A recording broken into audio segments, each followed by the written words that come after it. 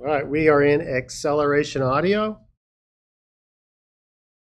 That looks misspelled, maybe just because it's all caps. And we're going to do our standard index.html, exclamation point tab, and I'm going to call this acceleration audio. Ooh, we need a tagline. The world's premier accelerating audio player. You think that's fair, Nima? The global leader in accelerating music. Beautiful.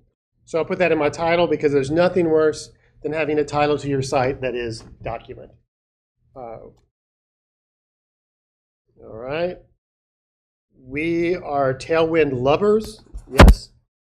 Are we there yet? Tailwind? Do you want to do this? Another icebreaker, is he? About Tailwind? So we probably want to use Tailwind, yes? I guess I don't care if you really, I really want you to use Tailwind again. So,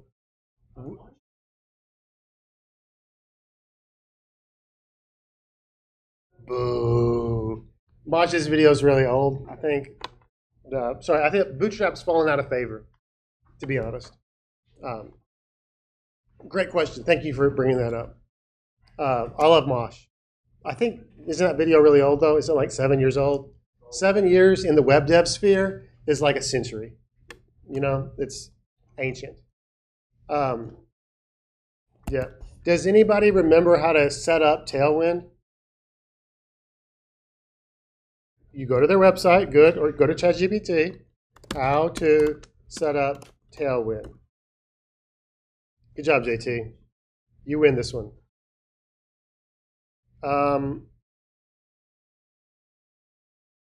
We're going to use the Tailwind CLI way, although we are just about to move over to Vite because we will use Vite for our React stuff. So you could use, Vite is another web building software. It's like a piece of software that manages a lot of creation and building processes. On the Tailwind CLI, it looks like we do this. npm install Tailwind CSS and the Tailwind CLI. npm install those two packages. And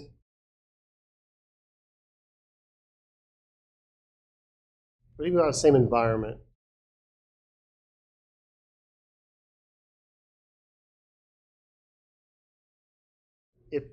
You've got to have node modules folder in this app, and you need a package.json for this app. I guess we will continue to replicate this input.css and the output.css. Yeah? So in this input.css, I'm going to paste this one line that they said to put here. And then in my package.json, I should have probably initialized this as an npm project. Have I ever done that? Okay, thank you, JT. You don't have to do this, but you can. Okay, but you don't have to. Okay, so I'm going back in time. In the video, I'll edit this, and it will never have happened. This will be the first time they see this. Okay, so do you see this now? I just have an index. Hang on. I'm also going to delete node modules.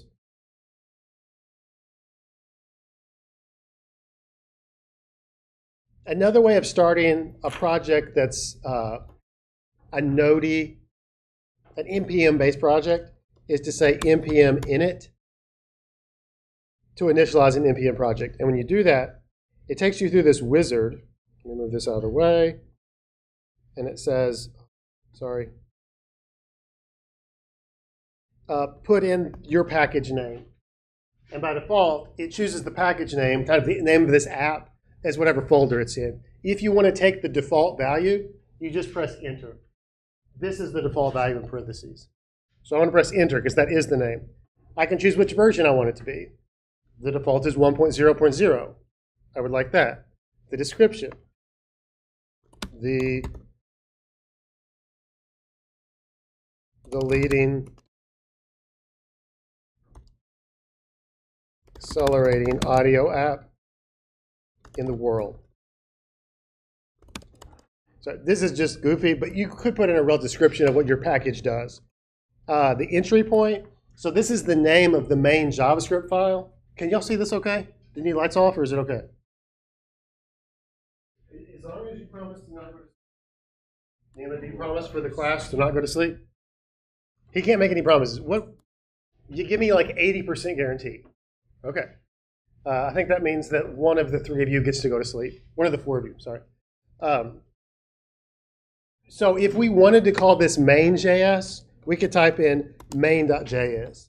If we were okay with index, we could press enter. I am going to rename my main.js. I don't have a test command, so I want to press enter.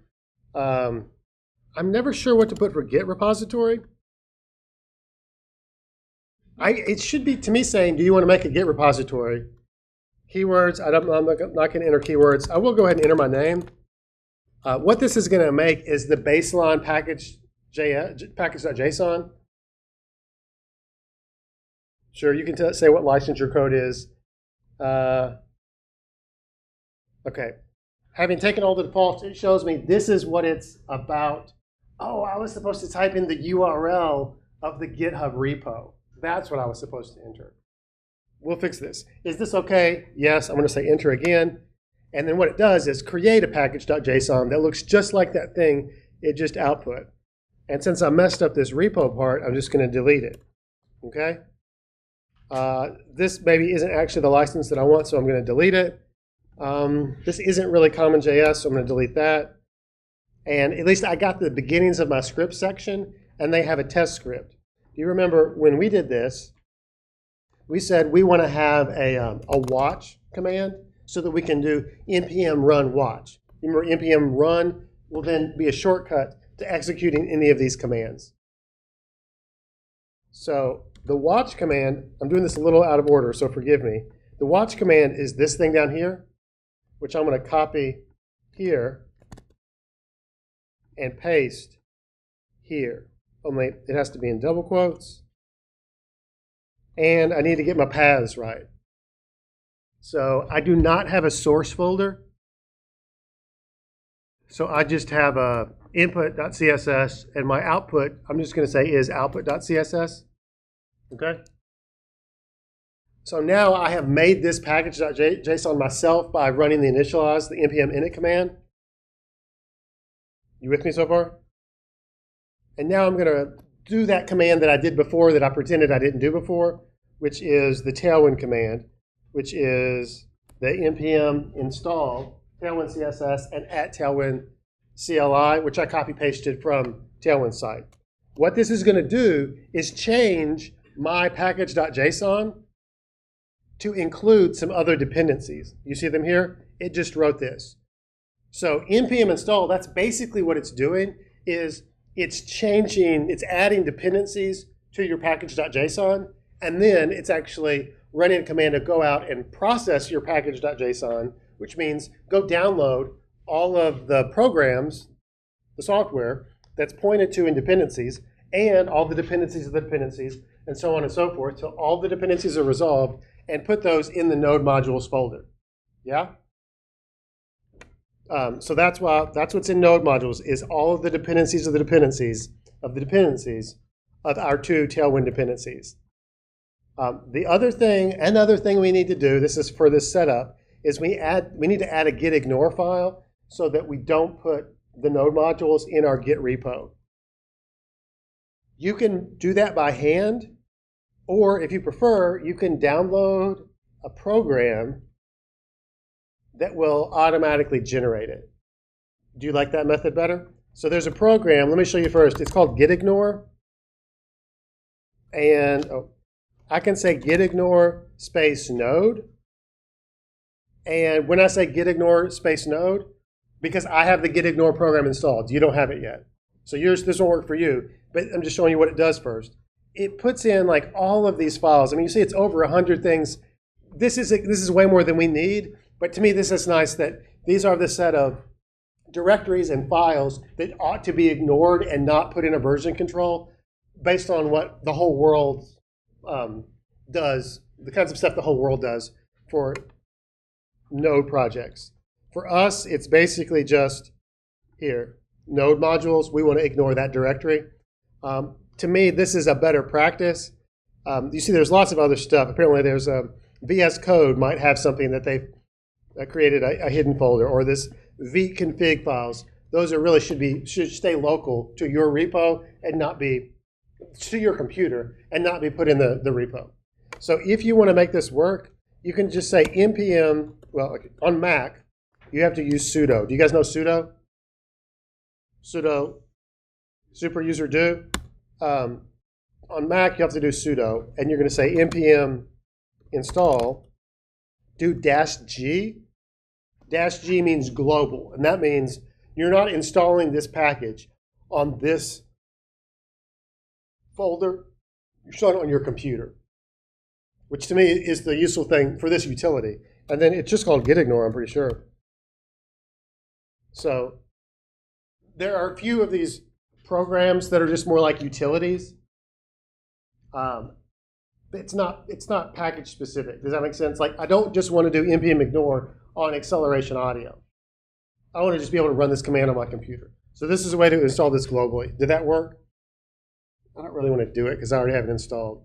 But it's going to ask you to enter your password, and you're going to type in your password, but it's not going to show you that you're typing, but it is listening. You're going to press return, and it'll install this globally. You might not have to do sudo on Windows. You probably can't do sudo on Windows.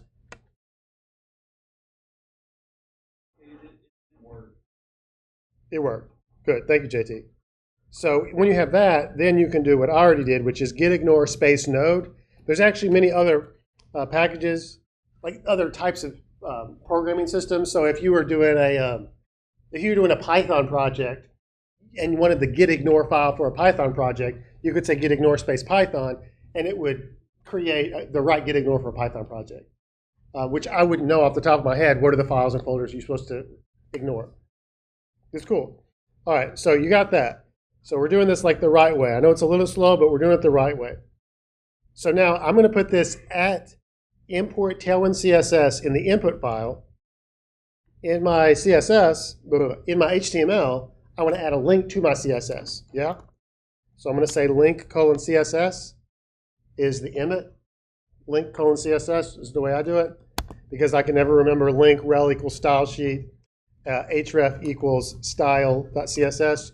Only I want to call this output.css. So let's see if this works. To test this, I should say npm run watch to run the watch command. The watch command for my project is what I set up here. The watch command runs the Tailwind watch command and does that conversion. If we've done it right, then now this output.css has been created. If you look at it, it should have a bunch of Tailwind stuff that's just the baseline Tailwind, even though I haven't used any Tailwind stuff in my code.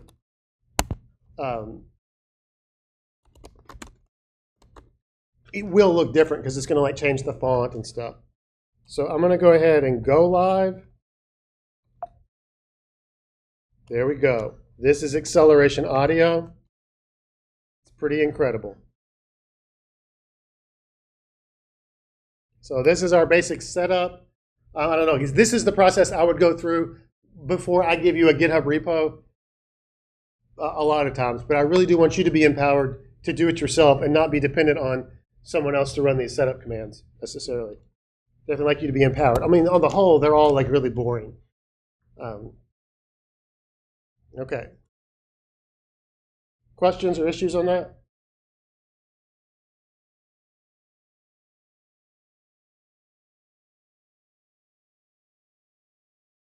Say it again.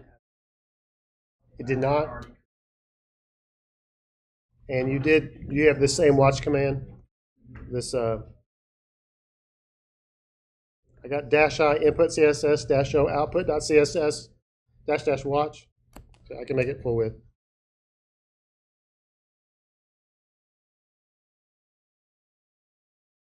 Ah, okay. Gotcha. Different flag. Okay. One other thing that I want to do, although it probably doesn't matter much for this project, um, npm run watch. Yeah, sorry, it's right. And you could do anything like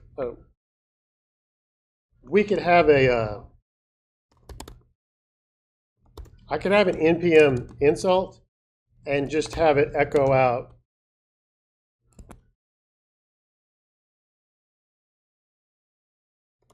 your mama. And hang on, let me do it this way. If I'm going to do double quotes, then I need to escape them with the slash. So if I were to open up a new thing down here and run npm run insult, you see it does insult me. So on the whole, like you see how this, you're basically saying this is a set of scripts of like commands that I want to run. And if you're like me or like any other like normal person, you can't remember all the long list of commands with certain tags, flags. So you can put it in once for this project, like we did this one. This is the only one that makes sense. So we might have a command like later on, we'll need to build the project, which will involve like maybe packaging up a bunch of stuff to put in a form that we can put on a web server. Because what we have is the raw source files, not the ones that we put to deployment. We can also create other things that like maybe cause the database to run or other components. So any commands that are relevant to our app.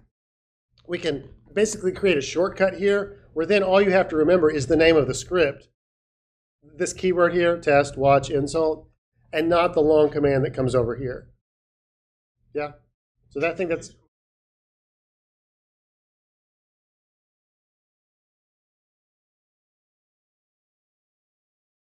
Yeah, so this is in the script section. This is in this format called JSON. JSON is the JavaScript object notation. So we've got curlies that represent objects. In JSON, every key and value has to be in quotes, unless it's a number. You see what I mean? Like in regular JavaScript, you could have name if you were writing JavaScript code. But in JSON, it's like you're writing data, not code. And in the data, in JSON, it's got to be in quotes. Okay. So I would want to think about what are the well, I definitely want this to work in a responsive way. I drew this in a kind of more phone-based approach, but I don't think you need to necessarily make a vastly different desktop design. I want to make this mobile first. So if your browser was this skinny, then it should look like, right, if you had this kind of browser, it should look like what I drew on the board. I think as it gets bigger, everything just stretches bigger. You feel me? So yes, it works for desktop, but maybe that's not our main goal. You can accomplish interaction with buttons or links. So like technically,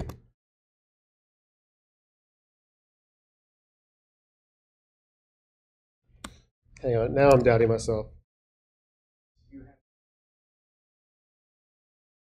Right.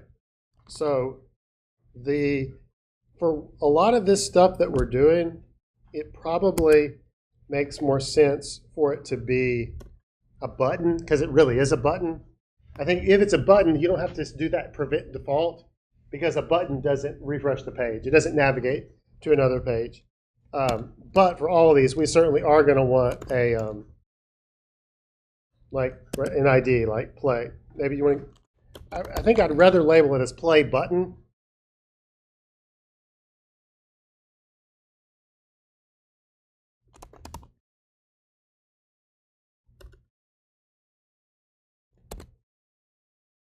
Okay.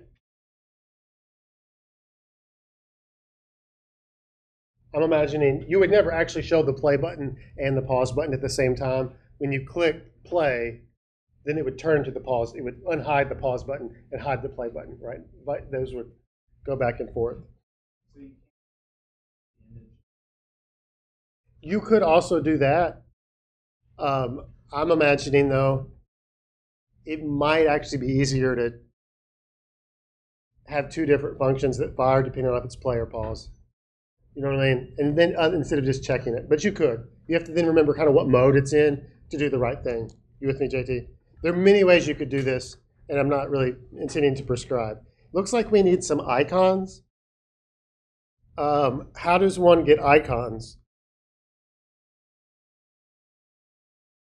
Let's ask ChatGPT, what is the preferred icon library for the web in 2025?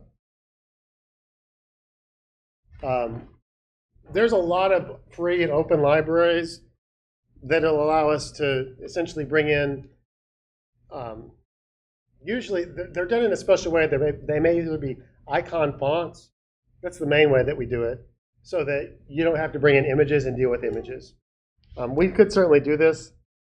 Google's material design, Google material icons are a really good option that I've used.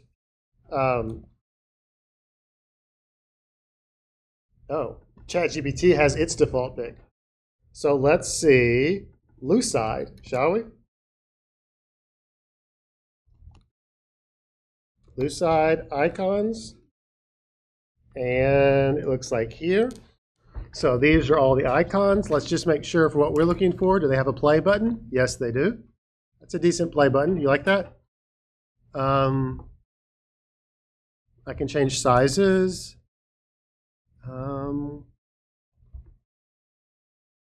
There's pause.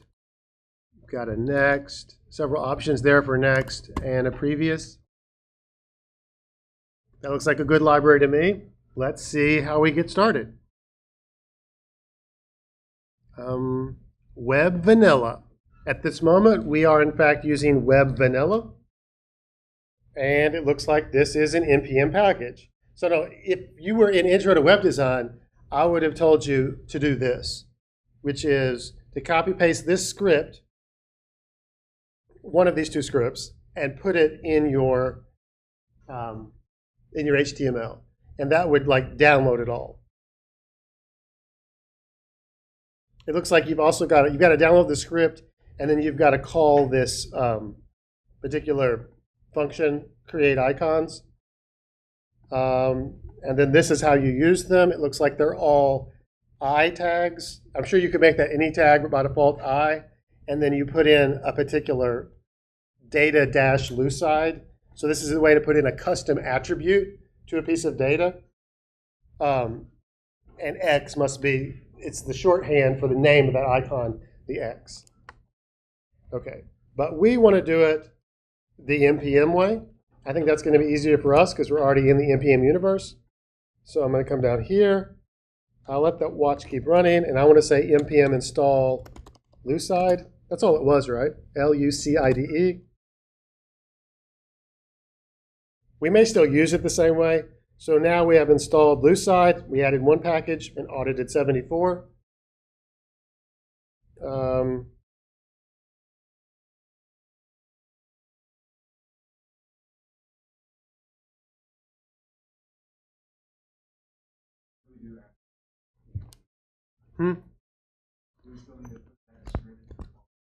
Let's see, I'm looking. I think we do actually. So I'm going to copy paste this as their example.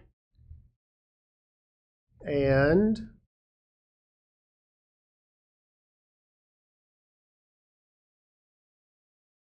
I would be shocked if this worked without doing that other setup part. But I just want to check and see. Okay, nothing shows up, which is what I would expect. So I think, just like they showed us here, installation, that's where I am.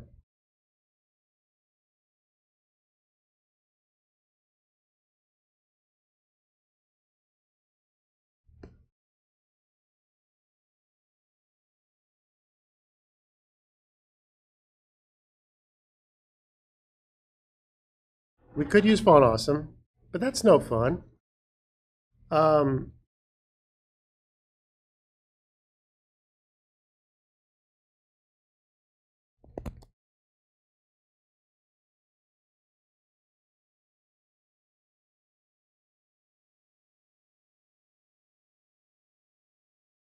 This isn't, I'm going to have to put some script to include something from Lucine,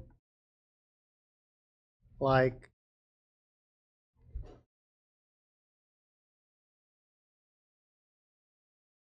my gut would be that we have to have a script here that brings in the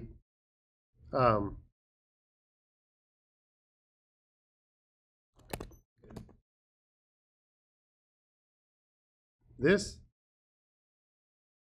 But see, this is going to download it from online.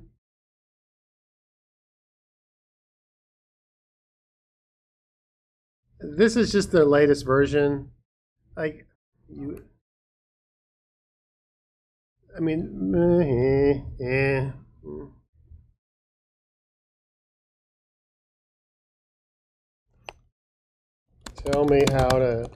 show me how to use Lucine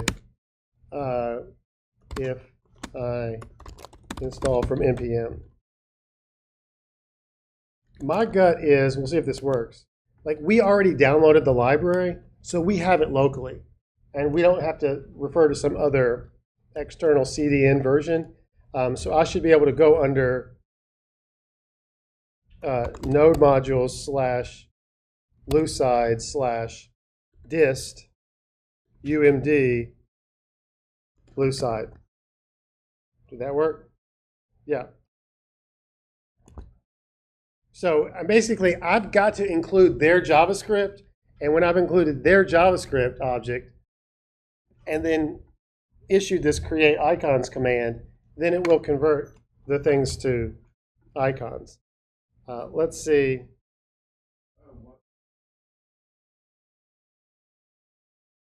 They really want you to use it in React.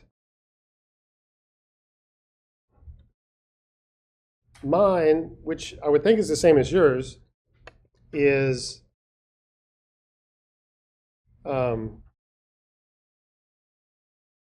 that's annoying. Node modules, because I downloaded it, I npm installed it, /lucine /dist /umd /lucine.js. Does it make sense? You've got to include their JavaScript. Their demonstration, they point you to a web accessible way, a web accessible version of this same code that's on a content delivery network. That's CDN out there on the internet, which is probably the best practice way of doing it, because it means if someone has already downloaded that JavaScript library to their computer because they've hit some other website that used the same library, then they wouldn't have to download it again. Does that make sense? But this works. So now it looks like learning how to do it is learning what the possible options are here, which sadly are not auto-completed. So you would need to be in here, and then where was I? I want to look at all of the options, icons. So I want to find the play button. When I find the play button here, it shows me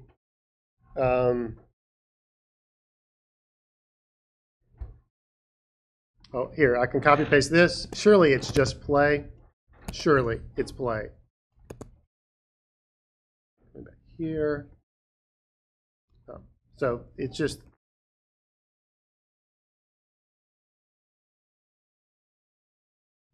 I have an I, and my I has a data Lucine equal to play. And that's all it has. I don't need the word play anymore. And I think that's enough, isn't it? Yeah, there's the play button. Does this make sense? So the way to insert an icon in their way is there's this data dash Lucine, and you put in a keyword here. This keyword has to match one of the names of their icons, but just put in the right name based on their thing, and you'll get their icon. I believe I saw on here they also have a class operator. They also have particular classes defined. Although you could probably do this in anything. Oh, they just said my class. So if we have a class here that's text2XL, then surely that's going to make it. Oh, it didn't make it big. Okay.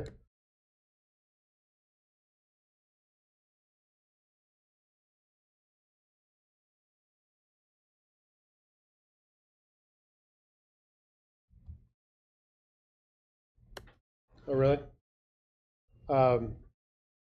Okay. So on